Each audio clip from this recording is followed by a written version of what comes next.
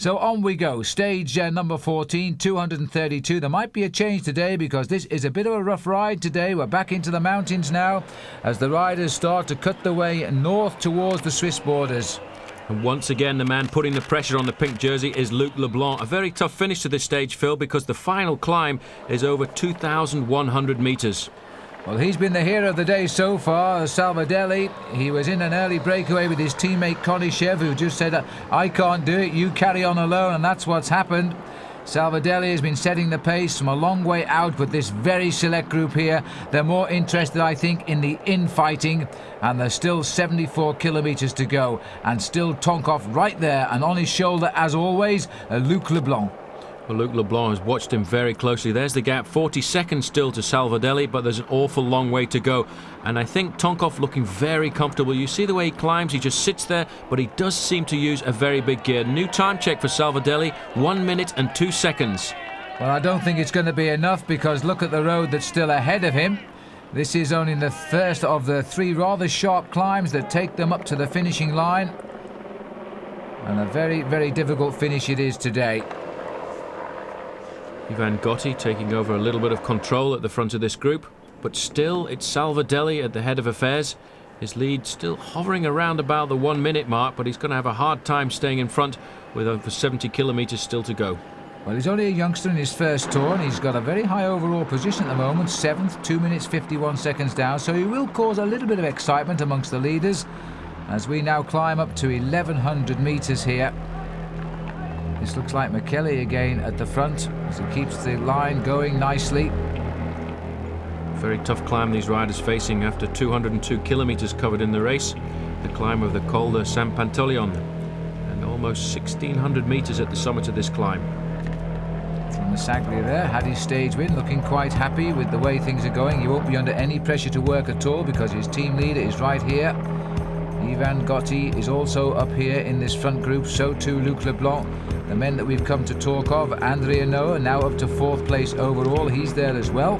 Salvadelli still nosing out front. Over 2 minutes now, so it looks as if he's actually building quite a good lead for himself, but the reaction is certainly going to come over the final climb by the yellow jersey. Now starting to drop down a little bit, 1 minute 52 over the pink jersey group of the leader Pavel Tonkov.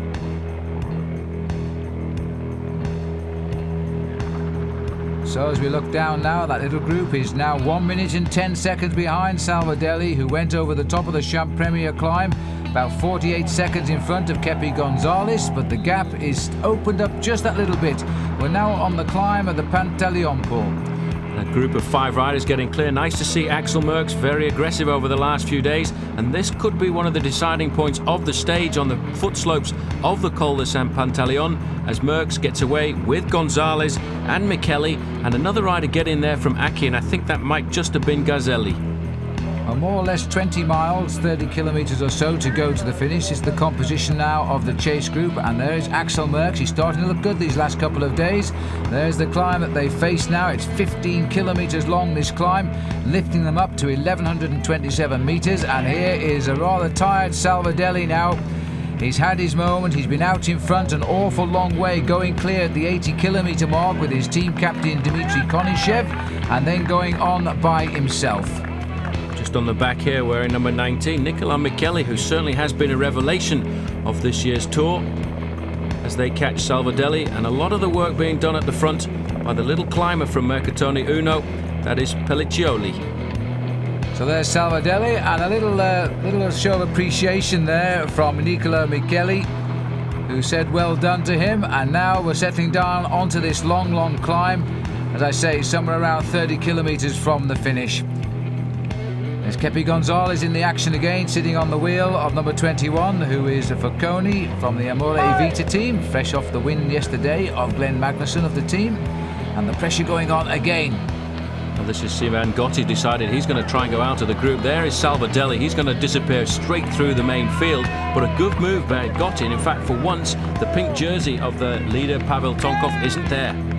Well, this is Stefano Garzelli who's got onto the back wheel of Gotti. Sort of a headless team, Mercatone Uno, with the loss of Pantani, which is a great shame.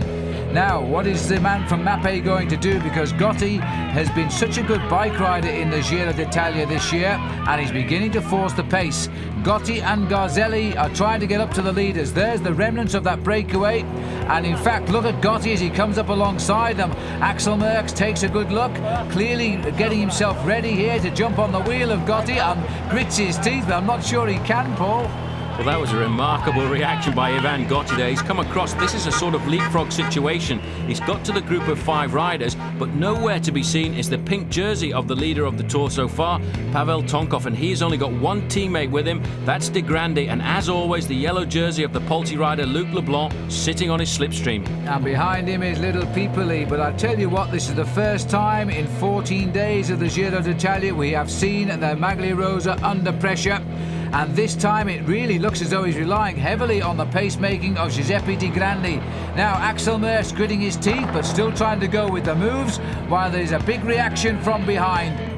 Well, a little bit of help coming from the Polti team at the front. Now, this is a situation for them because they've got a man in the breakaway with Axel Merckx, but also the overall position of the man Luc Leblanc is disappearing, so they're going to have to chase their own man. Ivan Gotti here trying to get back up to Axel Merckx, doing a very good job indeed. Also, Nicola Micheli, number 19, sitting on his wheel too, but what a remarkable finish this is going to be. And Micheli becoming something of a name in this year's Giro. He's only ever had one win as a professional rider. He turned pro back in 1993, but he's riding like a star this year. Anyway, he's latching onto the lead group, and again it's little Kepi Gonzalez as we come up towards the top of the Pantaleon. And Kepi Gonzalez looking for the points here that will give him the lead in the King of the Mountains. And I don't know whether he'll find too many people to challenge him, because I think Gotti has other things in mind here. He's prepared to get this group working together. He's not interested in the King of the Mountains as Gonzalez presses on towards the summit. Well, as they get to the top of the climb here, just under 400 metres before they go over the top, and then it's a big descent down into the valley at Antnay Saint-André, and then the final climb up to the finish of Breuil-Cervina. Well, Kepi is doing all of the work here. There we are at the summit. We're 29 kilometres from the checkered flag. And in fact, Kepi Gonzalez is keeping the pressure on, but now Luc Leblanc himself is having to take up the chase. Kepi goes over the top ahead of Ivan Gotti. That's the order, the first two over the top. Merckx was in there as well. A little bit further down, a certain amount of panic coming into the main field. There's Luc Leblanc leading them over. Now it's the turn of Pavel Tonkov to sit on the Frenchman. But there's the gap. 23 seconds is the advantage of Ivan Gotti's group over the group of the pink jersey. A very difficult descent now down into the valley before the road then tilts up again all the way to the finish line. And then it's the climb of Il Cristallo, taking them up towards the finish. It's a climb which takes them up to around about 2,000 metres, so it's a tough one. Very difficult indeed. You can just see how far it is down into the valley there. Gotti losing a little bit there in the corners. In fact, it was Micheli's fault because Micheli sat up and let the leading group of 3 riders go clear, and now Gotti must shut it down in one of the corners. Well, this is the most interesting move now. We're seeing Ivan Gotti. He's taken his chance well. This is a hilly stage which has come in as an interlude between the undulations up in the north of Italy, but very soon, of course, we'll be heading into the Dolomites, and 3 very tough days indeed. There's Gotti. He really has thrown the cat in among the pigeons now, and he's been joined by Kepi Gonzalez and Nicola Micheli, 2 very strong riders in the mountains this year. Well, Axel Merckx has been put under pressure because he's been dropped from the leading group of 5, but now the reaction has to come from the pink jersey group because Ivan Gotti was 3rd overall this morning. He's going to be a very big danger to this man in the red jersey. In fact, Merckx was still in front. I think, in fact, also got back there, Paul, Stefano Garzelli. He was also in the action. This is a much thinning out group here of the pink jersey, who's taking his glasses off there as the group tries to get something going. But this little workmanlike group, here it is now, it's got itself together. And that was either bus number 11 or 11 kilometres to go that just went through our screen there. But there now is Stefano Garzelli in the Mercatone Uno squad. And this is Gotti. Gotti, I think, will just throw this stage away to make time over the men behind. This is his big chance now to break the pink jersey of the Giro d'Italia. This could be the weakness now, I think, for Pavel Tonkov, because he's only got one teammate in this group and he's not going to find too many friends. And nice to see, in fact, Evgeny Berzin for once accompanying the leaders in the mountains. Well, Evgeny Berzin's still in this race, but we lost a day that didn't start. In fact, Pyotr Ugramov, the Tour of Italy this year, proving just a little bit too much for that great man. He's out as this field gets smaller and smaller. Well, I would think Ivan Gotti was looking for anybody to help him there. I don't think anybody could actually help him. The speed he's going up the climb there, these riders actually suffering to try and stay in some kind of slipstream, and behind you can see the pink jersey is visibly going slower. But just look at the speed here of Gotti now as he continues to ride. Merckx has come back. Big, long, thin legs of Eddie Merckx. He's most unlike the build of his father, Eddie. But Axel now riding extremely well.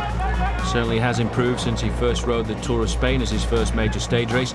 And a little bit of panic, I think, starting to appear on the face here of Pavel Tonkov, because he realises that his major challenger is Ivan Gotti, and Gotti is a very good climber, and he's the one at the moment putting all of the pressure on the front of this group, and riders just getting shelled out. Well, Tonkov doesn't make many mistakes, and one must presume to allow Gotti to escape like this, he couldn't do a thing about it. He marks his men so well, Pavel Tonkov, but right now there's nothing he can do. He is conceding time, and if he concedes more than 1 minute and 7 seconds, then he will lose that pink jersey to Ivan Gotti. Well, he's used his teammate up completely there. Now he's decided to take the race into his own hands, and he's in fact accelerated and caused a lot of confusion behind there. Many riders being left behind, but in the lead group still Ivan Gotti on the front, setting all the pace. Kepi Gonzalez looking very comfortable just sitting in the slipstream there, but it's now down to just 3 men, 2 of them sitting in the slipstream of Ivan Gotti, who's doing all of the work and not asking any help. Well, that's the way it should be if you're about to pick up the Maglia Rosa in the Giro d'Italia, and if that time gap survives to the Tonkov People group, that's exactly what he will do. And what a present as well, because tomorrow we race into the home area of Ivan Gotti. You can guarantee there will be tremendous support for him, and I'm sure they're locked into the television watching this right now. So Gotti climbing now, the face of Pavel Tonkov, under pressure for the first time in this year's Giro d'Italia. So far he's won all of the key stages. Now he's about to lose this one, I think, because the gap is opening, and this man has shed everybody now except Nicola Micheli. Well, Micheli looking very comfortable indeed, just sitting there letting Gotti do all the work. He realises that the man from Seiko is the one who's looking to try and get the pink jersey. Well, further down the mountain at 1 minute and 42 seconds, it really is a time trial for the man wearing number 1. All he can do is ride a consistent last 6 kilometres and hope that he doesn't lose too much time over the little Italian climber. Certainly no help coming from Pipoli, who's just sitting behind him, but maybe he can't help him now. It's so mano a mano on the climb here up towards the finish. Ivan Gotti has never asked anybody to assist him, and he's riding with a tremendous tempo, and that's probably the reason why. Here's the chase as the 2 others go into the tunnel. As we go out the other side, otherwise we'd lose our pictures. 5 kilometres to go now. And that's the gap, 1 minute 40. He's creeping back. Well, it's just 2 seconds, but all of the time the man from Seiko at the front setting the pace. But this man certainly could be the master tactician. He could have decided not to respond to the attacks of Gotti and just pace himself over the final 5 kilometres. But 3 kilometres to go, and in fact Micheli has now cracked. No attack has come, he's just ridden him off the wheel. The tempo has been absolutely amazing by Ivan Gotti, this man who finished second in the Tour of Italy as an amateur back in 1990. He's led the Tour de France for a couple of days when he lost that lead to his teammate Bjarne Riis, and we all know what happened to Bjarne Riis. And now Ivan Gotti is looking for a Maglia Rosa of his own. Well, he's certainly flying up this climb. He hasn't asked any help from anyone in the race so far. He's gone to the front, he's set the tempo, and every one of these riders has just popped off his wheel. And now he'll be looking not only at a pink jersey if he can keep that 1 minute and 40-second gap at the top, but also a brilliant stage victory. Well, the Italians are recognising their man because he's not living too far away from the finish of today's stage of the Giro d'Italia, and they're going to shout him all the way home. And now the pink jersey of Pavel Tonkov, the shine has gone a little bit, but you've got to hand it to Tonkov, Paul, because he's rid himself of everybody else in the chase back. Certainly got rid of Luc Leblanc, the man who's been his limpet mine for the last few days every time the race has gone uphill. But now he has to ride the time trial. He's gone out again a little bit, 1 minute and 46 seconds, but he must really pull himself together at the moment, because once they get to the top, it actually descends a little bit down to the finish line. But it looks to me as if Pavel Tonkov is in serious difficulty. Well, the same can't be said of this man, and he wasn't too happy with that either. Very aggressive indeed. He's concentrated on the job in hand. He doesn't want too much cold water on him, because at this altitude it really does make you cold, and it is a difficult thing for a rider to have on his jersey, because all that water is absorbed into the jersey. In fact, at the end of the day, making the jersey probably 4 or 5 pounds heavier. Well, that's certainly not what you want on the last climb of today's stage of the Giro d'Italia. A massive crowd has turned out now. This race has shook off the image of being a training event for the Tour de France. It's now a bike race in its own right once again, and Ivan Gotti is thinking only of the pink jersey as leader of the Tour. There's the race behind, and Tonkov. There's one or two passengers coming up now because Sheffer's got on board as well. He is a very persistent rider, this Kazakh. Certainly has shown himself this year in the Tour and recovered as well to come up to the wheels of those two riders who are in third and fourth position on the road at the moment. Let's not forget, Nicolo Michele is somewhere in the middle of all this, trying to survive as well and hold on to second place. The gap has stretched once more to 1:48, so in fact this man now is feeling the attraction of the finishing line. He's increased his lead by 8 seconds since the last time check. Well, as popular as Pavel Tonkov is in this race as a former winner of the Tour of Italy, I think the Italian crowd getting a little bit partisan now because they can see for the first time a serious Italian contender for the pink jersey at the end of the day. Yes, and they've got used to foreign winners in this Tour over the years with Pavel Tonkov, Evgeny Berzin and of course Miguel Indurain. But now with 100 metres to go, they're going to get themselves an Italian winner of quality today, because I think, as the time will tell us shortly, he'll be the new leader of the Giro d'Italia. And so we never really thought that Pavel Tonkov would lose his overall lead. He's looked such a solid man, but today Ivan Gotti has found a chink in his shining armour and he's hit him hard. Well, it's going to be difficult to pull back any time now. Just 2 kilometres down this little descent into the town here, and Gotti's not going to lose any time at all. But it was amazing to see the way he rode up that climb. He had the speed just to pop everybody off his back wheel. There's the kilometre kite. He will have been waiting for that for quite some time. But look at the speed. 75 kilometres an hour. That's nearly 50 miles an hour. Absolutely no chance now, Paul. He's going for it all of the way. He wants that jersey for the first time in his life. He won't be thinking of victory in Milan right now. Just at the moment, this stage victory will do, and the present that comes with it. He's converting a 67-second deficit this morning into whatever the clock tells us later on he's got now in the lead. A tricky little finish this at the top of this mountain as he comes into the finishing straight. It's a few little zigzags, but for him he won't even worry too much about the victory salute, because to him what's most important at the moment is the time gaps that he can increase over the main challengers. Now here he comes, the great moment for the little man, Ivan Gotti. Now he salutes the crowd, he's got the stage win, and the clock starts now. And once those 67 seconds have gone by, he will be the new leader of the Giro d'Italia. And we're going back quite a way here to these pictures, still probably 1.5 kilometres out to Pavel Tonkov. Tonkov, you can see at the front of this group of 3 riders, had no help at all from the riders in the group, because obviously he's the man got the most to lose, and when you're in a situation like that, you don't have any friends. Well, now we've got trying to make some ground up here is in fact Gonzalez comes over, he'll get 4th. Tonkov was just behind in the official gap was 1 minute and 46. Nicolo Michele did get in second place. Also surviving the breakaway was Garzelli. There is Luc Leblanc, he's losing big time as well, and here's the man that's caused all of the distraction today, Ivan Gotti, the stage victor and indeed the new leader of the Giro d'Italia. Now by my calculations it'll be round about 50 seconds to the good. So he gets the victory, and a big surprise, he gets the pink jersey. I don't think anybody expected that. The overall situation now, Ivan Gotti the leader, ahead of Pavel Tonkov by 51 seconds. Leblanc is 3rd, but 3 minutes and 2 seconds back. Pipoli is 4th.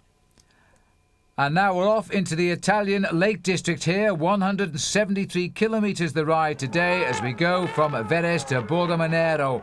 And again, the attacks are coming thick and fast, but it looks, Paul, as though we're having, in the rain, believe it or not, a little bit of respite for the race lead. I think they've been suffered a setback yesterday with that great ride by Ivan Gotti. Well, this is very often the situation in the race after a tough day in the mountains. Wearing 151 and his raincoat over his pink jersey was the leader of the race now, Ivan Gotti, and the man not in pink anymore, just going through in the next position there, was Pavel Tonkov. Over the top of the Multeroni, the big climb of the day at 110 kilometres, and Riccardo Facconi is taking the lead over Bronti. He's the rider, by the way, who replaced Claudio Chiappucci, who was thrown out before the start of the Tour of Italy when he failed a routine blood test. And so Bronti in the breakaway today, a 3rd-year professional. Here's the chase group behind, and they're not very inspired by the weather at all. 4 minutes and 2 seconds the gap. Well, certainly feel they won't take too many risks on this descent because they don't want to come off, and it is a very treacherous descent. You can see just how narrow it is, and as is often the case in these mountain roads, they've been resurfaced just for the Tour of Italy. Well, there were 14 men set the race pattern today, but that lead group looks to me as though it's thinned out quite dramatically on the climb of the Motorone. It's hard to recognise the riders now. It's going to be a nightmare at the finish for the photo finish cameras if the riders continue to wear their overclothing here. They're still coming down, Paul, at a respectable speed, nearly 60 kilometres an hour. The Magliaros are taking no risk, but it is closing in. They went over the top at 4.2. It's down to 3.45 now, but there is nobody seriously who will affect the overall top 6 riders in the race. They're led here by number 21, Forconi, and they're joined by Baronti and Salvadelli, and interestingly enough, he's the man who set the race alight yesterday, and he's still in the action once again. Well, he's only a young man, but he's certainly got a feeling for this Giro d'Italia this year. Forconi, by the way, he was the first man over the top of the Motorone, with Baronti just behind him. Very, very hazardous now as we move on to the next climb. It's not a very long climb, this one, but as you can see, conditions are treacherous here. Really is difficult to race in conditions like this. Forconi wearing 21 for Amore Vita, setting the pace here, and it looks very much as if this group now is just down to 4 riders with a 4-minute gap over the main field, and people in fact being caught out today 2 minutes behind the leading group of the pink jersey. And in fact, that is going to send him out of the top 10 overall if he continues to trail by over 2 minutes on the pink jersey group. Well, a move there by Pavel Tonkov. Thought he could catch out Ivan Gotti. Hard to spot him there with a raincoat and a Seiko jersey on top of his pink jersey, but he's not going to get away from that man quite so easily. Isn't it strange how the roles have changed, though? Only yesterday it was the other way around, and now it's having to be left to Pavel Tonkov to do the attacking. And the figure there in the white cape, Ivan Gotti, he is doing the following. No reason to attack now. He's got a 51-second gap over Tonkov, and then it goes out to over 3 minutes over the rest of the field. Must be a nice feeling. Well, a big advantage for Gotti now to know that he's going into home territory. He'll be just looking at the back wheel of this man, Pavel Tonkov, realising I'm going a lot better than you are on the climb, so what's the point of trying to attack me here? But he will try and attack him every time that he can. If it's not on the uphills, it'll be on the descents. So Gotti seems to have everything under control, but then we did think about that when Pavel Tonkov was in the pink jersey, but he's riding there quite steadily. The group is 3.28 behind, so they're not really getting any closer. It's all hovering around the same gap, but it looks as though the rain may have stopped coming down now, because I think that was Gotti throwing off his racing cape. He's still got more jerseys on because we can't see his pink jersey. Well, this is Gotti in second position here now, getting his teammates to the front. I don't think they want any more surprise attacks like that one from Pavel Tonkov. So what they will do now is try and keep the pace high enough to discourage anybody from trying that again. Well, it might damage the leader group up front, but not by a lot. You just saw a caption there. It said Gotti was 5th in the Giro d'Italia last year and trying to go 5 places better this time out now, which is something of a surprise. 2 years before that, he was also 5th in the Tour de France, so he is a man used to riding the big stage races. And that was lucky Luc Leblanc putting his hand up there with a little problem, probably asking for another raincoat. Minute 44 they're saying there now, so the gap is obviously tumbling down if that's the gap to the leaders on the road. Here they are. And what was originally 14 men has thinned out. It looks like we've got 4 riders going clear here. Alessandro Baronti, there he is. And no, that was Schaefer. We've gone back to the main chase group now. They don't give us long to check them out, do they? But this is the main field back here. They're just keeping a nice tempo going now, but we can tell you in that breakaway now is Salvadelli, Baronti, Filippo Casagrande's up there, and so too is the very consistent Riccardo Forconi. Well, he's been riding well over the last few days, but so is Salvadelli, and he's the man who could cause a surprise here when it comes down to the last few kilometres, the last meters I should say, because he is a very rapid sprinter when it comes down to this kind of a finish, but when there are only 4 men in it, it really can be precarious. Well, they're trying to get the cars off and leave the 4 riders to conduct the sprint, and there goes Salvadelli. He's made the first move in a dash for the line. He's got the most to gain, lying 16th overall, but nearly 15 minutes behind the leader, but a stage win would be nice. He's being chased now by Baronti. who's tucked in nicely at the back. Look at Baronti's face as he kicks hard on the shoulders there of Casagrande. This could be a dream victory for the man who replaced Claudio Chiappucci. He gets it. Alessandro Baronti will not believe it. In the race just 48 hours before the off, and he gets the stage victory. Further down now, the sprint goes on, and Noe takes out the sprint here, and around about 50 seconds the gap. But just look at the celebrations here on the finishing line. The first reserve, who carries a team captain's number, is the stage winner of the Giro d'Italia today. And this is how he did it. We're looking at the face here of Casagrande. But on the far right, we're looking at the sprinting legs and the rainwater dripping off his hat too, as the man Alessandro Baronti gets the stage win. Terrific result for him. Doesn't affect the overall at all. As we go on now to what is the 16th stage of 158 kilometres. And the overall situation's still exactly the same. And so too the race, Paul, because this has been a fairly routine stage so far. And the riders passing very close to Milano on their way to head up to what will be the Alps. And there's the Devil on his holiday in Italy, probably getting a little bit of practice for a couple of months' time when they'll probably see him on the roads of the Tour de France. Another little breakaway going away here. Joining it is Fabiano Fontanelli, a very quick finisher. And in fact, this is a surprise move because there are 4 MG riders got clear. Well, as we get down towards the finish here, 25 kilometres away from the finish, it lives one Ivan Gotti. So I would think there's going to be a lot of people there at the finish, while the sprinters again are trying to set this up. And they're all coming up towards the line. There he is, the man in the mauve jersey again, Mario Cipollini. A little bit far down the line, I think, this time. Well, certainly, I don't think he's too worried. I think he feels today that he may well have just left it a little bit too late. But that was a great move by those 4 riders from MG Technogym. But I think they may well have gone too soon. Well, Magnussen's leading them out, but I think this time he hasn't made the most of it, because the MG boys are taking over. Fabio Fontanelli trying to put his head down. He tried a few days ago to get the win, or was it a week ago? This time he gets it. Fabio Fontanelli ahead of Fabio Roscioli. Angelo Lecce was 3rd, and Volpi was there. Magnussen faded back into 5th place, but the win for Fabiano Fontanelli. Overall, again, no change. Gotti with 51 seconds over Luc Leblanc, 3 minutes back for him. And there's the confirmation. That further down, Schäfer doing a great ride at 3:40, and Micheli still up there in 5th. As the race goes on to a 200-kilometre 17th stage, and the riders now beginning to get back into the undulating countryside. We're heading towards the Dolomites now. Well, from Dalmine to Verona, and once again, the weather not too bad. At least the rain is keeping away for these riders. And once again, Kepi Gonzalez has found himself in the action in the green jersey now as the leader of the King of the Mountains. He's looking for a stage victory, and as he did in the Tour de France, he certainly knows how to be a competitive rider in the mountains and on the flat. Well, the little circuits at the finish here, there are 5 of them, and there's a little lump every time around. It's just the place for a springboard. It only takes the riders up a couple of 100 metres. A climb brings them up to a 300-metre top height, but it's caused the breakaway, and now will they stay away to the end as they keep just a slight advantage here. Alessandro Pozzi moves over, and then the rider he's letting through here in the gap is Gualdi, Medico Gualdi. He was a rider, former world champion, but he's never really had a great career as a pro. Had a very difficult time breaking through after winning the Amateur World Championships in Japan.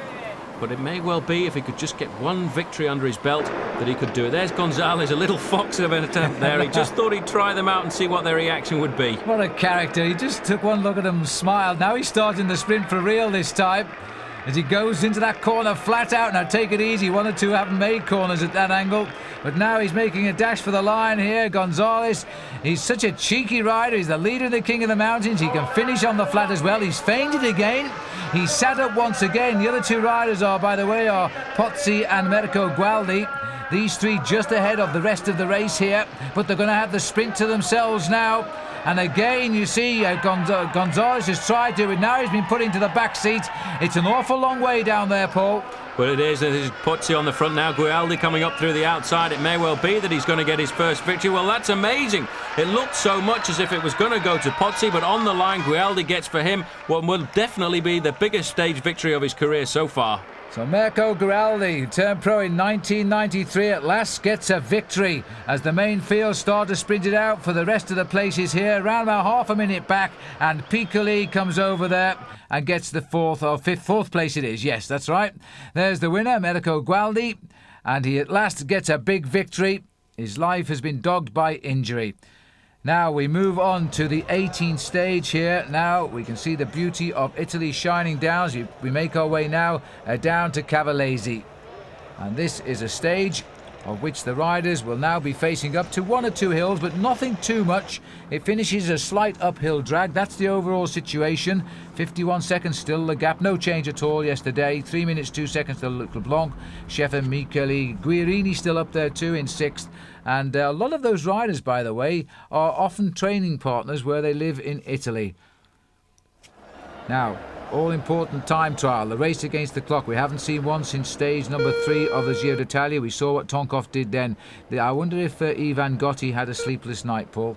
Well, Ivan Gotti, not a great time trialist, and in fact I think very worried about the fact that in this 40-kilometre time trial he only has a 51-second advantage over this man starting now, Pavel Tonkov, who really is a good time trialist, especially when he knows at the end of this 40 kilometres there is a pink jersey waiting for him. Well, I wonder what he feels like, Paul, because he's riding that bicycle now, which has been thrown out by the commissaires on his spare bike. He's the arrival of Evgeny Berzin. He's going to set the marker, though. So little Berzin has done a good time trial, 22 seconds to the good to go top of the leaderboard. Now, these look like the feet of Ivan Gotti, and he's waiting now for his start. He starts behind Pavel Tonkov, and he knows if he can just hold his own against Tonkov today, he'll have a real shot at this Giro this year, because from tomorrow, Paul, there are 11 mountain passes to climb. Well, that's going to be his terrain, but he's not on his terrain this afternoon because in this time trial it's a very flat one. And I think the advantage must certainly go to Pavel Tonkov, unless, of course, Ivan Gotti can pull something very special out of the bag. A nice gentle start. He's taking no chances on this rather twisty exit from the town, and then he'll get down into his rhythm. He certainly will need to find it quickly. I think he'll be glad to get this race underway now, because once you're underway you only think of racing, all the pressure of the feeling of nerves. There's the bike of Tonkov. In fact, the fairing has been removed that they stopped them riding with on, but even so he's now on his spare machine, and he was only given literally minutes warning to change bikes, so he's not going to feel too happy about that.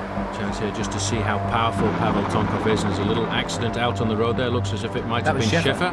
Yeah. I wonder what that was all about. Well, let's have a look, because here he was. Oh, he's locked his bike up and he's about to hit that pizza stand if he's not very careful. Oh my goodness me, what a shock for everybody down there. Well, let's hope he's okay. Well, he is, because we've just seen him pushed off it. My goodness me, he went piling into the bread bin or something down by the back wheel of the pizza truck. Anyway, this is Luc Leblanc on the same descent now, and he's also in trouble, and this is much more serious. Luc Leblanc hits the wall coming down the mountain, almost the identical spot. Schäfer was just a bit further down by about 100 metres, but again this descent has caught two top riders out here. But I don't know how Luc Leblanc, Paul, has come to remount like that. Well, he was really taking a lot of risks there, and that must have hurt him going into that wall, because the wall certainly didn't move very much. Let's hope that the same thing doesn't happen to the other two men out on the road, especially the pink jersey of Ivan Gotti. Well, Tonkov's safely down, and Gotti was about to approach it. We've gone down to the finishing line. This is Gonchar here, and this is going to really hurt, because look at this time, 1 minute and 8 seconds better than Berzin. That is an incredible ride by Gonchar to put him on top of the leaderboard. He's really pulled one out there. Still, Tonkov looking very strong indeed, but you know, Phil, I think Ivan Gotti's doing a very good ride here in this time trial. He looks very fast, he looks comfortable, he's right down on the aerodynamic position as we go through there. In fact, Tonkov is a long way down on the best time. He's a long way down perhaps on the best time, Paul, but he's only 8 seconds behind Tonkov at the first check, which has come at just under 10 kilometres. So if he continues to lose at that rate, he will conserve an awful lot of his lead.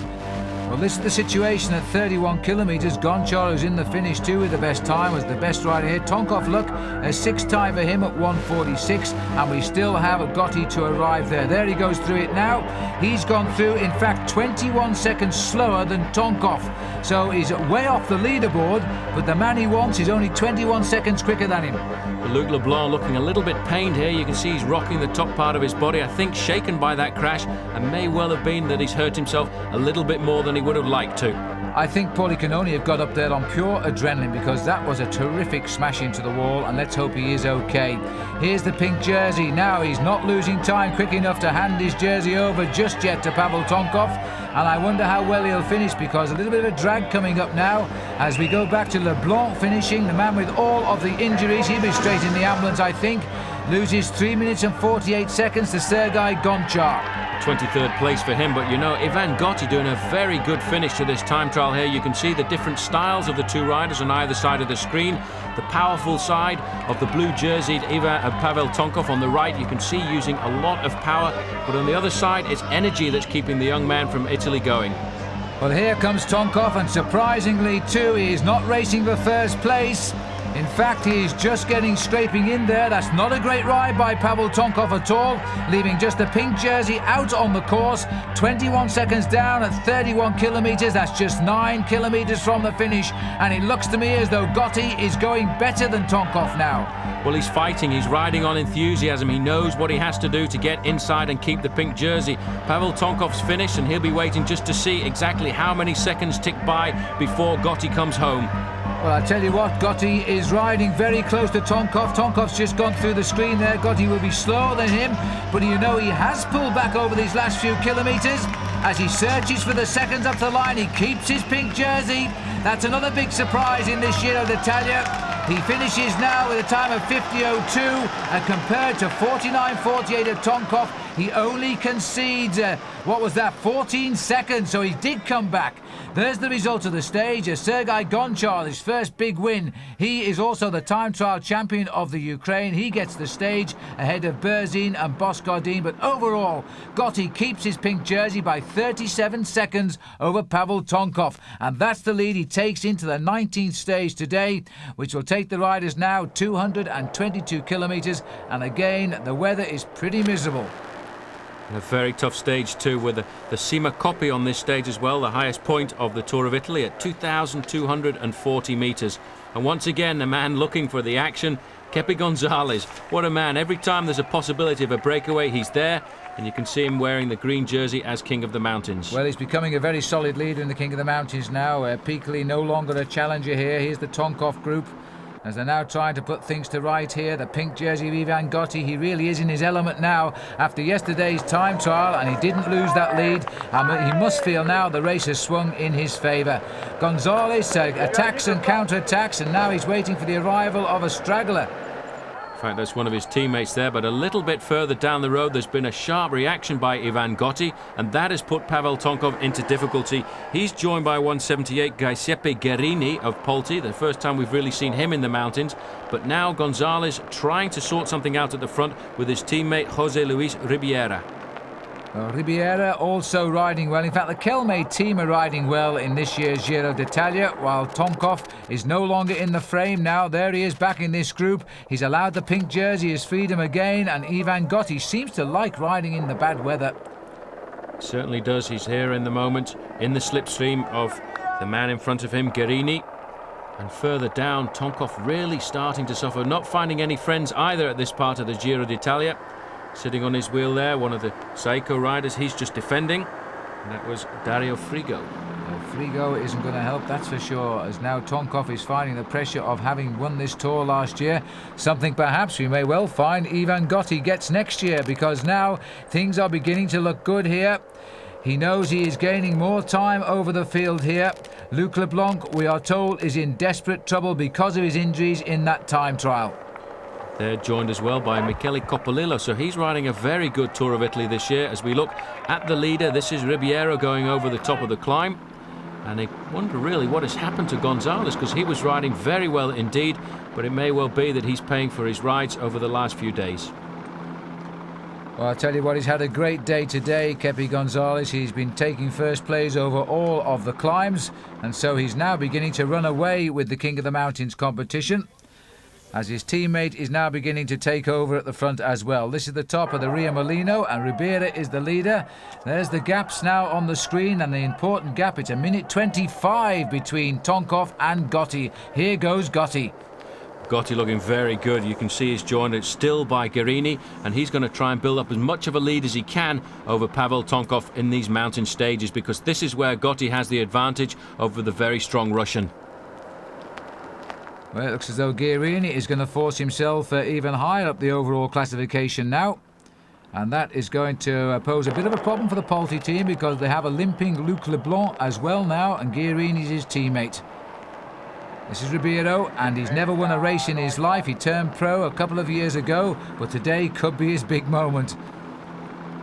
You can see they're still suffering, trying to find friends left and right to help him. The Russian rider wearing number 1, Pavel Tonkov, a long way behind, and it's amazing just how far this man Ivan Gotti has gone out. He's pulling it back though. 44 seconds is their gap, and Gotti not getting any help from the rider from Polti now.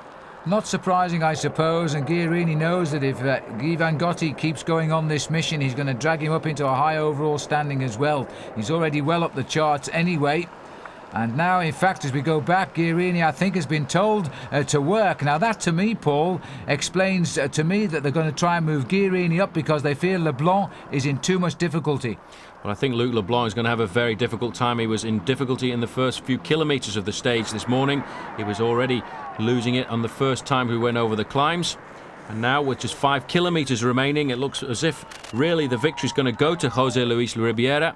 But what's more important is the time gaps from this man in the pink jersey to Pavel Tonkov behind. Well, slowly but surely this little group is getting itself organised here, but again they're soaking wet in what is another chilly day in the Tour of Italy in the heavy wet rain. And the pink jersey again has been given freedom now. He's beginning to look such a strong man in this race lead now. It's true what they say, isn't it? Put a race leader's jersey on a rider and he becomes 2 men. There's the sign there that tells them 5 kilometres remaining. That gap is down to 39 seconds. So Tonkov is definitely not giving up. He's trying to pull himself back into the race. And a little bit further up the road, Gotti can see 1 or 2 riders who've been in the breakaways. If he can pick up with those riders, it may well be that he's got a good chance of working together with them and extending his lead over the rest of the pack. Which is already considerable, but I think a good lead today will sew it up for Ivan Gotti, even though he won't think so because of the big climb still to come in this race. Still 3 stages to come, only the one around Milan is the flat one.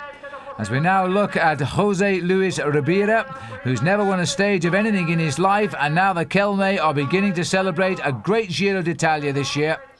Well, performances like this by himself and also by Kepe Gonzalez, I feel sure could get them a wild card to the Tour de France, because that is certainly something that they're going to need if they want to ride the major event in July. But a great ride by this man Ribeiro.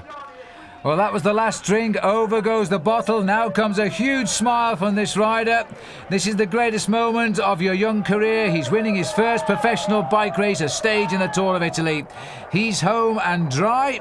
And now we go back to the group here, which contains Roberto Conti in the white crash helmet. Gotti still continues to push home an advantage. Every pedal rev could mean a second over the second man in this race, Pavel Tonkov. And in this group as well, we've got Gonzalez sitting in the back. He has consolidated his lead in the green jersey today for sure. That looks like his now. And also here, climbing to a high overall position, Giuseppe Ghiarini.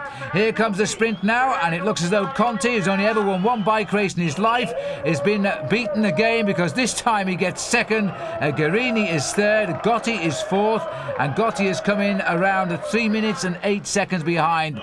Now this is the sprint containing Pavel Tonkov. The clock has almost gone by a minute, and so plus or minus another minute lost there for Pavel Tonkov to the race leader. There's the winner, Ribeiro. He gets the stage win, but of course the talk again is all about this brilliant man, Ivan Gotti. He really has shocked this time, because he is now winning time back just about whenever he likes. And there's 2 more days in the mountains still to come in the 80th Giro d'Italia. And as we look at the overall, Giuseppe Ghiarini is now third. The news reaching us, in fact, that Leblanc retired halfway through the stage. So we now go on to the 20th stage. 3 stages left to go. The riders now finishing right up here on the Passo del Tonale at the end of some 176 kilometres. A tough day's racing indeed. Very tough day's racing, and again a chance for Ivan Gotti to try and extend his lead over the man Pavel Tonkov. The leading group got away very early on and built up a maximum lead of over 12 minutes on the pink jersey group. And all of the time, Pavel Tonkov quite happy to stay in the group there with Ivan Gotti. But also Kepe Gonzalez, Paul, is having a tremendous ride through the mountains here in this leading group as well. And Evgeny Berzin finally putting in an appearance in a breakaway. Berzin, by the way, he's still 22nd overall in this race, but he's 40 minutes and 20 seconds behind. Strange performance by him to look for small breakaways like this to try and get himself a stage victory. The man really is enigmatic. One day he's up and the next day he's down. Well, there's the big field now, and they must all be thinking that Gotti is going to win the Giro d'Italia because he is now leading by such big margins over the field. Now, one attack here, trying to get away off the front of the group. And this looks like it might be Podenzana having a dig again. Had a very good Tour of Italy. 26 in the overall standings, a long way down. He was 7th in the Tour of Italy in 1994, but I think much more liberated in this year's Tour of Italy by the fact that Marco Pantani had to withdraw because of that crash. And now a reaction coming here from Gianni Bugno, a man we haven't really seen a lot of in the Tour of Italy this year, and another enigmatic performer because he really has been a great champion in the past, but I think now seeing one of his last few seasons out. And just look where he is overall, 2.5 hours behind the leader and about to be collected by the main field. But this is the sharp end of the field here now, and Kepi Gonzalez again today has helped himself to a few points. He was second over the Paso del Mendola after 104 kilometres behind Podenzana. In fact, the breakaway was already on, and the pink jersey at that stage nearly 15 minutes back. You can see there on the arm of the second place rider, Pavel Tonkov, a little plaster starting to appear. It could well be that he's having a little problem with tendinitis due to one of the crashes he had earlier on, and also the crash he had earlier in the season, which gave him a very badly injured wrist. And because of the little broken bones he's had around the scaphoid region, he might well be feeling some pressure there now as the Tour has gone on for the best part of 3 weeks, and these are the toughest stages. And asked little Kepi Gonzalez how he's enjoying his Tour of Italy, and he'll tell you, very much indeed. 9 kilometres to go now for Gonzalez and Podenzana. They've got together. Pink jersey very firmly now on the shoulders of Ivan Gotti, following the man who's his closest challenger. And look at this, Paul, further up the mountain, Kepi Gonzalez, he can't contain his enthusiasm. He has shed Podenzana. There's no way that Podenzana will match this little climber once he gets going. And there's not a lot of reaction coming from behind at the moment, although that field also is beginning to split up. But Gotti now is just riding so well. Back up with the leader. Well, Kepi Gonzalez is quite remarkable. As soon as the road tilts upwards, he goes out on the attack, and it's great to see the Colombians back because over the last couple of years, Phil, they really have been in the doldrums. Well, the last Colombian rider I think won a stage of the Tour of Italy was Oliveira Rincon, and that goes back to 1995. 4 kilometres out now, and Kepi Gonzalez about to update the record books, I think, because they're not going to come too close to him. The face of Pavel Tonkov is really one of concentration at the moment, just trying to keep his second place comfortable. He realises that this final climb up to the finish could put him into danger again. Well, we're up to the snow line now at the Paso del Tonali. And Gotti won't be worried too much about little Gonzalez. 1 kilometre to go. He checks over his shoulder to see if he can see the wily old Massimiliano Podenzana coming up, but I don't think he will now. Tonkov trying there, but it wasn't really a full concerted effort. I think he just thought he needed to try because he's lying in second place in the overall standings, but it really was half-hearted. And another great day through the mountains, and another day he can tick off when he gets into his hotel tonight. Ivan Gotti, everything's gone his way. He's having absolutely no trouble. The retirement of Luc Leblanc, really very sad indeed, but he couldn't go on with those injuries. Let's hope he gets himself ready for the Tour de France. But it's amazing how Polti have found themselves a replacement in Giuseppe Guerini, who now holds Leblanc's third place overall. Was quite remarkable over the first few days of the Tour of Italy here. He was in fact riding as the protector for Luc Leblanc, and he rode so well that he accompanied him on all the mountain stages and rode himself now up into third place. The personal battle then, 1, 2, 3 in the Giro d'Italia. They're lower down the slopes, while meanwhile at the top, little Kepi Gonzalez becomes the 7th Colombian to win a stage of the Giro d'Italia. As he comes up to the line, he has really deserved this victory because he's ridden so well in this Tour. He has ridden so well in the mountains. He has an almost unassailable lead in the King of the Mountains competition, which has been the domain of Piccoli for the past 2 years. Now Kepi Gonzalez gets the stage win. Meanwhile, further down the mountain, the real leaders of the Tour of Italy are continuing their game. Here comes Podenzana. He gets second over the line, and the 1 minute 43 already ticked by there. And so that means this group is still a fair way behind here, as taking them through is Tonkov. Well, Tonkov trying again, but all the time he has a shadow, and the shadow has a pink jersey on its shoulders, and that's Ivan Gotti. Gotti looking very comfortable, more comfortable as we get towards the end of the Tour of Italy than he did at the start. I never would have put his name down as one of the challengers, because everybody felt certain that the man who was going to walk away with a second victory was the man at the front now in blue, Pavel Tonkov. Because he looked so good in those early days, and coming into this race with a good victory in the Tour of Romandy, I think everybody would have gone down the betting shop and put a few bob on him. But anyway, they might have lost it because it looks now as though Gotti has this race nicely stitched up. This is the strong group that's here now all around them, but they're still over 7 minutes behind Gonzalez, who has finished.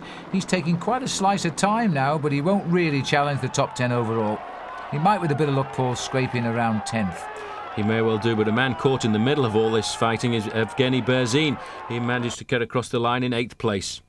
Well, this is the group coming in now, containing all the top riders on the overall, and in fact they're approaching 10 minutes now since the arrival of Gonzalez.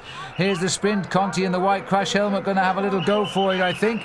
As he starts the sprint, the pink jersey of Ivan Gotti still got plenty of fight in him as well.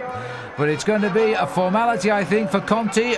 And on the far right is Noah, who's still right up there on the overall. And in fact, Noah gets it right on the line. He'll be just ahead of Gonchar and Gotti and Conti. There's the result of the stage, though. The rest of the breakaway finishing quite a few minutes behind the day's winner. Overall, Tonkov still a minute 32 back. Now, take a look at this, because this is the toughest stage of the Giro d'Italia, Paul, and it comes just 1 day from the finish. And Bugno, of all people, has launched the attack. Well, it's quite remarkable, because this is one of the toughest stages, 238 kilometres, with the final climb, the Passo de Mortirolo. And what a climb that is, and it really is a stage. If they want to put Ivan Gotti under pressure, this is the only chance they have left, because tomorrow these riders will be in Milan. And so the breakaway are going to have to first deal with Gianni Bugno. There's the senior men all together as they lock into the big climb here. But I've got a feeling now that Gianni Bugno is starting to feel the pressure here. He was the leader over the second first category climb, the Cardinho, but now I think his legs have turned a little bit to jelly. This is a very tough stage indeed, and you see a man like Bugno suffering like this, you can understand just how steep the gradients are here. And this is the senior section of the race, and I must say now that Gotti knows that if he just controls immediately Pavel Tonkov, he's got this race in the bag. He is now over 7 minutes ahead of the rest of the field. Well, as always, De Grande there on the left-hand side in the light blue Mapei jersey. He's the man who's trying to pace Tonkov into a position where he can try and take advantage of the strength that he has. But bobbing and weaving there in the pink jersey, Gotti is looking very good. He looks extremely good. He doesn't look in any trouble at all. And the teammates here of Tonkov look over the shoulder. They see Gotti looking in prime condition. I don't know whether we can say the same for Tonkov as they start to move clear here. Even the Kelme boys are having a little bit of trouble today, and they're the big climbers as we see Serrano, who's also having a good tour, in trouble there. And also Guerini, who's third overall. It looks as if he's going off the back. These riders now getting onto the back wheel of Gianni Bugno, so that is quite a remarkable failure for him. He was riding well, and now he's been caught. Well, Bugno is going to really suffer on the Passo de Mortirolo right now, because this is a climb of 12.5 kilometres, and that man has been out front for so long, his legs must be feeling pretty awful. Anyway, he's looking over his shoulder, Paul. He's seen the pink jersey coming up. I wonder if there's anything left there now for a little acceleration from him. Well, Gianni Bugno there wearing number 2. He might be thinking one last time to try and put some pressure on for his man Pavel Tonkov wearing number 1. Once again, the last chance to put this man, 151, Ivan Gotti, into difficulty. But I really don't think that Pavel Tonkov's got anything left. Well, this is absolutely showdown time now. Pavel Tonkov is looking for 1 minute 32 seconds. There are small time bonuses at the finishing line, but I don't think he's going to worry too much about those. Now, Bugno is still trying to play the team helper here as he leads up Pavel Tonkov, but just for how long can he do this? And it doesn't look to me as though Tonkov is under any pressure at all. A motorbike has gone down on the right there, and in fact I don't think Bugno spotted it, because Bugno lost his rhythm, and I think with it the lead group. Well, that's very difficult indeed, but that is just how steep the corners are here on the Passo di Mortirolo, because they're very hard indeed. And it's amazing to think that an organiser like the organisation of the Tour of Italy could put such a hard climb on the final penultimate stage. Well, it's not the time to remind these two that this is the climb where Miguel Indurain collapsed when he lost the Tour, where Abraham Olano collapsed when he lost the Tour, and now it looks as though this time the pink jersey is having much better fortunes, because he has put Tonkov under pressure. Quite remarkable, Phil, coming into this year's Tour of Italy. In fact, Ivan Gotti didn't have a win to his credit, and the man in the blue jersey on the left-hand side, Pavel Tonkov, well, he'd come in after winning the Tour of Romandy, which is supposedly the ideal preparation and a sign of the man who is in form.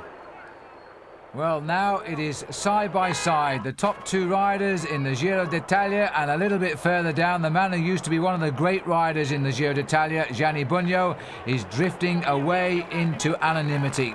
These are the two men this year, and Gotti is riding side by side with Tonkov. It reminds me, Paul, of the days of Raymond Poulidor alongside Jacques Anquetil. A big showdown. A big showdown. This is certainly the classic mano a mano, man against man, man against machine, and man against the mountain. It's a question of survival. These two riders are certainly the strongest riders of the Tour of Italy, and Gotti again thinks he can get rid of Tonkov, but Tonkov, I think, now riding on pride. Well, you wouldn't think these two are friends, really, because they train together when they're not racing, but they have been locked in battle now, and it's now day 21 of the Giro d'Italia, and remember, since day 3, they have been fighting each other for that pink jersey, and still Gotti is trying to knock his man out. Well, the crowd here going crazy. They realise there's a great chance for an Italian win, but they, I think, also understanding the rivalry between these two riders. They are training partners, and it has become certainly a great duel. Well, as they continue up the climb here, they're still shoulder to shoulder. And Gotti keeps looking across at Tonkov, but I don't think there's a lot of fight left in Tonkov now. He's just hoping to survive up this climb on the shoulder of the pink jersey. Sorry about a little bit of picture breakup. It's caused, as usual, by the trees in the area, interfering with the signals up to the helicopters of our motorbikes. But even so, these are the top two riders we're watching now in the 80th Giro d'Italia. And next year, number 1 is certain now to be Ivan Gotti.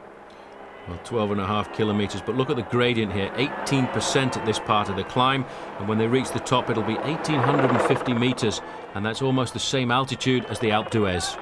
I have to say I'm surprised, in fact, that Tonkov can stay sat in the saddle here on the steepness of this climb. Look at the speed, they're only climbing at, 12 kilometres an hour, around 7 miles an hour. 1,300 metres is the elevation of the pass, and again, pushing the pace once more is Ivan Gotti. Every time he needs to, he tries to accelerate a little bit of change of direction there, caused, I think, by the fact that the motorbikes were getting in the way. But you can see the crowd now, they want an Italian to win. They know that last year it was Pavel Tonkov, but this year it's going to be one of their compatriots. Well, whichever way you look at it, Paul, Tonkov has put up a great defence of his win last year. Just look at the crowds down there now. This is the final climb in the Giro d'Italia, and they've all come out to see the kill for Italy, because they've had a long run of foreign winners of the Tour. Now they're set to get a home one, and it has to be said, it is a surprise, but I must say that Gotti has ridden every day with greater strength than the day previously. Back further down the mountain now, the climb behind. And this rider, number 51, is Vladimir Belli. Well, Belli started the day in 7th place, 12 minutes 44 seconds back, and he is helping himself up the overall classification as well. Well, still 4 kilometres of agony to go for these two riders to get to the top of this climb. But certainly Vladimir Belli, who was 7th overall this morning, putting in an excellent climb. And this climb here could really change the structure of the top 10 in the overall standings. Well, Belli has a little bit of time to make up, but as I say, 7th overall this morning. He might climb 1 or 2 places depending on his time gains. And these two riders, I think Gotti's almost asking for water there off the runner on his left, but he didn't get one. This is Belli. Belli making a little bit of progress up towards these two at the moment. In fact, there he is, Paul, just behind. That's been a fine piece of climbing by Vladimir Belli. All the pressure off him, of course. He's just climbed steady, and he's now going to come right up behind these two. Now, the good form, I suppose, if he's got the strength, is to try and go straight by. Well, that's how it is done in the handbooks, but I'm not sure after a ride like that if he'll still have the strength to go straight by these two riders, because it really is a question of just surviving, riding as fast as you can just to keep the bike in a forward motion. You can see Belly there all over his bike, twisting and pulling on those handlebars just to try and get as much power as he can into his pedaling action, and I think he'll just be happy to be with the two leaders. 2 kilometres to the top. I always think it's a little bit of a shame. It's very difficult for cameras to show the real gradient of a climb, but you can see by the speed of these riders just how steep it is. I think there you get some idea. Now a little bit further down the mountain too here, because this is Michele in the yellow jersey trying to get back on terms as well. Certainly over the last few years, Phil, Gotti really has improved as a stage race rider. He was 5th in the Tour de France in 1995, 5th in the Tour of Italy last year, but even so, to go from there up to wearing the pink jersey on the penultimate day is really quite a performance. And that's what the Italians think of the situation now. They've got themselves an Italian leader of the Giro. This will bring a new spate of publicity for this event now, as the people will love it once more. They've had a couple of Russian winners, they've had the Spanish victories of Miguel Indurain, and now it looks as though it's swinging back. Today, Gotti, as the climb continues towards the end, and I think that's about right now. Number 1 in Milan will be Ivan Gotti, because we're only a few hundred metres from the top of the last climb, and what a climb to finish on the Tour with. 50 seconds is the gap to Michele and Noe. And Noe, by the way, Michele are not very far in front of Ghirini, so he is on the climb somewhere, and he should be maintaining his 3rd place overall. It's like D'Artagnan and one of the Knights of the Round Table trying to help these riders out here, running alongside. It's a very difficult thing for riders to have all this water poured over them, but at the moment, I think with the heat, they're not too worried, because all they want to do is just get over the final kilometre. Well, Belly certainly seems to be enjoying the shower. A few dregs for Tonkov, but not too much. And now Belly starts to move clear again. Now, is this the acceleration to claim the top of the mountain and then perhaps plunge down to the finish? Very narrow ride this is for these riders. All the crowd coming in onto the side of the road and starting to get quite fanatic about the fact that they've got 2 Italians at the head of affairs, and they're wearing number 1 as last year's winner, Pavel Tonkov. But Tonkov's having none of it now. Belly has been brought back to heel as he follows him up the climb. The crowd still enjoying the moment, and just look at them now as they cheer these riders around the corner. 2 Italians and a Russian, but of course he's on an Italian team.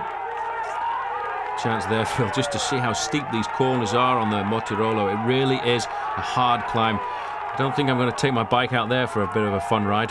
I was just thinking the same thing myself, but now we've got Vladimir Belly, the last man to join the 2 leaders, now setting the pace here. He can just about see the road, I think, because these are very emotional scenes by the Italians, and don't forget, they are an emotional lot really when it comes to supporting big names in sport. And now it's 1 kilometre to the summit of the final climb. Well, I think they've been looking for that sign for quite a long time now, because although it's 12.5 kilometres from top to bottom, it's a very difficult climb, and these riders now have been climbing for something like 45 minutes. Well, they're thanking Ivan Gotti in that sign, and I think they're trying to pat him on the back as well, because they know today he won the Tour of Italy. He has put up with all of the pressures. He's actually trying to push them away. He's had enough of it now as the crowd gets dragged out the way of our camera as well. And somewhere up at the top of this climb, we're going to see a banner across the road, I hope, because Belly is leading the other 2 riders up towards the top. Well, a very dangerous moment there for Gotti. In fact, those riders getting a little bit too overzealous and getting too close. And I remember a couple of years ago, a rider being taken off on one of the climbs of the Tour de France, the Col de Galibier, and that was Gianni Bugno and Robert Miller, I think. And that is exactly how dangerous it can be for these 2 riders. So that probably went through the mind of Ivan Gotti there, just thinking that he was so close to the finish, and one of his own supporters could have put him out of the race.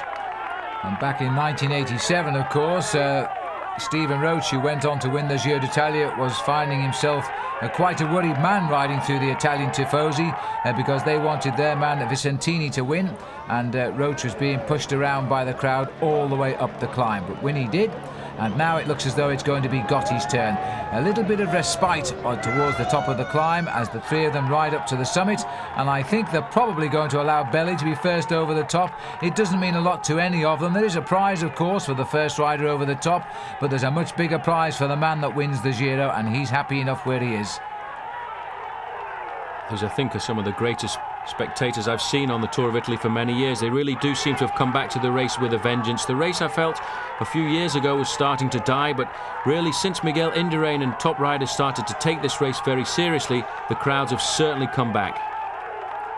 Well, here they come around one of the final bends, and still we have Belli leading. There's the altitude, 1852 metres, and very soon now we're going to see the summit. Just about enough road left to ride on, I think. And I just wonder how Gotti is feeling now. Well, I don't. I know how he must be feeling. He's going to be feeling pretty good. He knows now the Tour is his. Well, Belli's still sitting at the front there, trying to find a way through the crowd. The crowd going absolutely balmy on this final few metres of this year's Tour of Italy's last climb, because they know that their man is going to win. There he is in the pink jersey in second position. Pavel Tonkov, I think, just happy now to ride over the top of this climb, because once they get to the top, there's 17 kilometres of downhill to the finish. Well, the situation behind as Gotti waves away the crowd there. Micheli, Guerini, Di Grande, Noe and Rubira around about a minute and a half behind this group, and they're climbing all split up, and I'm not surprised on the way to the summit as well. Strange enough, Phil, one man we haven't spoken a lot about is still in the Tour of Italy this year, Mario Cipollini, and I think that's going to be his first finish for several years. Indeed it is. I think 1992 actually, Paul, and a lot of people think he's never finished the Tour of Italy, but in fact he has finished 3 of his Tours of Italy. Anyway, these are the leaders now making the way to the top. Mario Cipollini, still 1 day to go, and a possible win tomorrow in Milan. That will give him a record 5 stages. That's a personal record, by the way. But right now Ivan Gotti is just dreaming of Milan and his final Maglia Rosa. There he is up towards the summit now. All of the pressure will all of a sudden disappear in this year's race as he climbs towards the final mountain banner of the Tour. 1,852 metres. It's a very long way from the bottom of the valley here. 12.5 kilometres they've been climbing, and around about 50 minutes at the top, and it looks as if Vladimiro Belli's smiling as he reaches the top. Yes, and it does look as though he's going to be the man who says he won the climb too, because I don't think Gotti is going to challenge, and I think the towel has been thrown in by Pavel Tonkov because he hasn't been in a position to offer any attack at all on this climb. I think Gotti proved to him midway up the climb he was just too good, and so Tonkov decided to settle down and just go up the mountain with the group. There's the banner, and under it goes first Belli, second Gotti, third Tonkov. So now they're heading down towards the finish in a dolo, and that will be music in the ears now of Ivan Gotti. Tricky descent for these riders, and you can see how many cars have turned out as we look a little bit further back. This is Noe coming up with Nicola Micheli, and he's done a very good ride indeed. Round about 90 seconds these riders are down on the 3 leaders. And a lot further down there'll be a lot of men just trying to get their bodies over this final climb. And now the long descent and some sharp hairpin bends, and it could be that Belli is trying to rid them down here because, you know, he might take a few risks, but certainly Gotti is not going to take too many, and it looks as though Tonkov is going to take even less of a risk. And you can't blame him for that. Tonkov lying right off the back of these 3 as they look at the route and find their own way down the mountain. Well, Tonkov has been joined again by Gotti, while Belli is trying to take a little run for home. Back down the mountain, or back up the mountain rather. Here comes Gianni Bugno, and he's coming over the top, an awful long way behind now. He looks pretty tired, and I'm not surprised. It was a long escape, and it has been a long way to the top of this mountain. Well, it would have been a great stage for him to win, but at the moment the race is on at the front. Tonkov starting to lead them on the descent here, and I think Gotti now just happy to sit in his slipstream. He's not going to take too many risks to try and catch Belli. And you can't blame him for that, really. Belli wants to pull out a little lead. Oh, and indeed, Belli's overshot the bend. He scraped the wall here. The other 2 are straight by him immediately without a blink. And so now from first to third in one easy movement, he's going to have to start catching up. That will have shaken his nerve a little bit. Well, here's a chance just to see exactly how it happened. He came in there, and in fact he didn't even fall off his bike. His shoulder went into the ramparts there, and that's quite remarkable that he didn't lose it. But just look at the speed those other 2 riders came by him. Well, he was lucky to get out of that one. It was a little reminiscent of the crash that took Luc Leblanc out of the race. It wasn't with the same force, of course. And Belli back on his bike now, and they get back to the leaders, no problem. He was a little bit lucky there, but there have been some strange crashes this year's Giro, most of them going down steep hills. Now back to the other top of the climb, and look at this rocking and rolling now of Mario Cipollini. Is he popular or what? He must have had a little helping hand, I think, up most of the climb, but it doesn't stop him going over the top, some 12 minutes behind the leaders. 8 kilometres to go. Well, that little accident there certainly rocked the foundations of Vladimiro Belli. See how he's just laying off the back a little bit now. He won't take the risks he was taking before, because once you have an incident like that, you lose your nerve. Well, he's having to fight back just to stay in touch now with the other two riders on the way down to the bottom of the valley. 6 kilometres to go. Well, normally, Paul, somebody like Tonkov would take a sprint out at the result like this. That would be quite a turn-up now if Tonkov stole the stage, wouldn't it? Most certainly would. He's got up against two other riders. I feel if these three riders do stay together, he's got a very good chance, but that doesn't mean that these three riders behind don't have a chance of coming back, because they were only 90 seconds behind at the top of the climb, so it may well be they'll pull something back. Well, that's Michele Guerini, and the Kelme rider is Ribera, who's got himself in the action again towards the end of a stage. These are the three riders. There's the kilometre kite now. It's going to be a three-man sprint for the line. Two Italians and a Russian, and the pink jersey again in at the kill at the end of a crucial stage. He has been a most consistent leader this year. Well, if I was Vladimiro Belli, I'd drop myself back into third position now and just try and surprise these two riders, because obviously a lot of animosity between them, but you can see Gotti's decided he's going to go for the win. Well, he's gone. He's full of confidence, and Belli now not smiling this time. In fact, he's left a little bit of a gap here. He'd do well to force Tonkov to take up the chase, but Tonkov just staying on the wheel. Little rise now, and in fact looking over his shoulder. Gotti's just checking. Here comes Belli this time now, so he has got some speed left in those legs, but that sharp left-hander has taken a little bit out of him.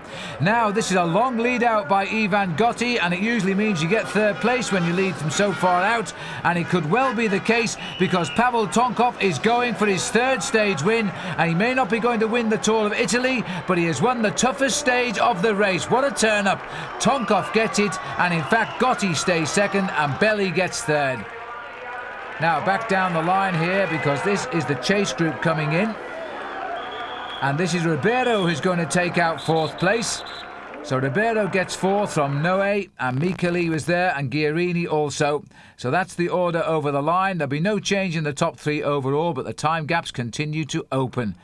The overall situation now is that Ivan Gotti leads Pavel by 1 minute and 27 seconds.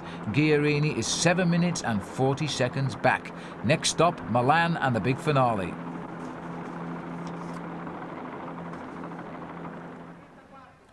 And there it is, just 165 kilometres remaining of the 80th Giro d'Italia, and this is one race that the Italians will love to recall on video for many, many years to come, because there's no doubt now they're going to have an Italian winner. Now, it would be a perfect race, Paul, if they could finish off with a win for Cipollini.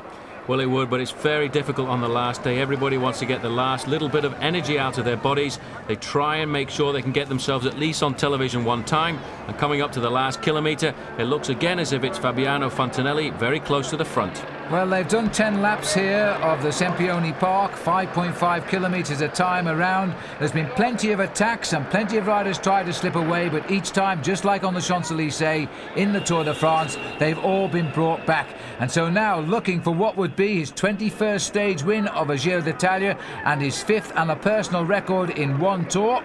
He's in 5th place down at the moment, just following through. Glenn Magnusson is the rider on the front. I think that was Sergei Uchikov who nipped away out of our camera. And so now it looks as though Uchikov might steal the show here as he tries to go clear of the field, because he's got the little march. Remember, he was the rider that crashed out when he went around that sweeping left-hand bend, and we thought he'd broken his hand, but he hadn't. But now, this time around, it's not going to work out for him either. And big Cipollini is coming for stage win number 5 like an express train.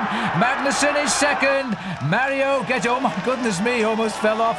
And Magnusson first to congratulate him, I think, or complain, whichever the case may be. This was the sprint, quite a regular sprint. The fastest man got it by a good length. Well, I'll tell you what, Paul, 5 wins isn't too bad, is it? It's not too bad at all. That makes 21 stage victories of the Tour of Italy for Mario Cipollini. And the shorts go very nicely with the shirt, thank you. And so will the fine later on today, but he won't mind. It's in his contract, in fact, that his sponsors pay all the fines for wearing the wrong coloured shorts. So Mario Cipollini, now 21 wins, congratulates his teammate who won the race, Ivan Gotti. Here's the stage result first, though. Cipollini winning ahead of Magnussen. Mazzati getting her first appearance in the top 6 finishes. There he is. He's turned up in his suit. He went behind the stage, changed to a white suit to receive what would have been the winner's jersey. But he always is a character, and the champagne, anyway, he's going to spray the crowd with it and make sure it doesn't go on his suit. Cipollini as popular as ever. Overall, though, this is the new star of Italian cycling. Ivan Gotti, after 102 hours in the saddle, has beaten Pavel Tonkov by 1 minute and 23 seconds. In third place, Giuseppe Guerini at 7 minutes 40. All 3 of them tomorrow morning will probably meet at some street cafe and go training together, as they always do between the big races. What a result. I hope you've enjoyed this Giro d'Italia. I think it's one to be remembered for many, many years to come. And until the next time we meet, I'm Phil Liggett for Paul Showing saying so long for now.